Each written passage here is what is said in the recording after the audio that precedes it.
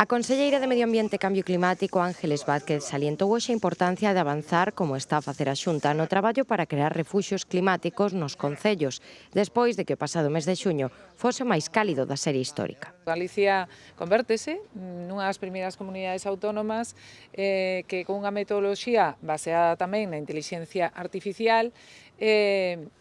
os concellos poden despois xa ir avanzando de maneira que poidan saber dentro do que é o seu territorio cales son as súas illas quentes e, polo tanto, tomar as medidas necesarias, sobre todo no verán. En veráns que se prevén cada vez máis calurosos, e despois dareilles os datos, donde teñen os seus refuxios climáticos e, polo tanto, convidar a xente, sobre todo a de maior idade e aquelas persoas que teñan certo risco a que poidan desenvolver unha vida normal tamén en días moi calurosos, pero que ese espacio,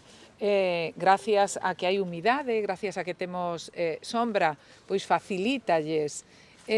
unha calidade de vida mellor. A responsable autonómica mantivo un encontro cos investigadores que están a executar o proxecto, que xa entra na segunda fase, pois a Universidade de Vigo completou a elaboración da metodoloxía deseñada para as características dos municipios galegos, que permitirá elaborar mapas de calor para xestionar e optimizar espazos urbanos e rurais máis resilientes e saudables coa localización de refuxios climáticos. Pretendemos ofrecer a la ciudadanía esas indicaciones acerca de dónde se encuentran esas islas de calor,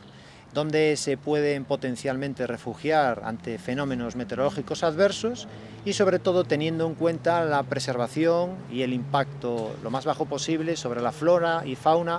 de esos lugares que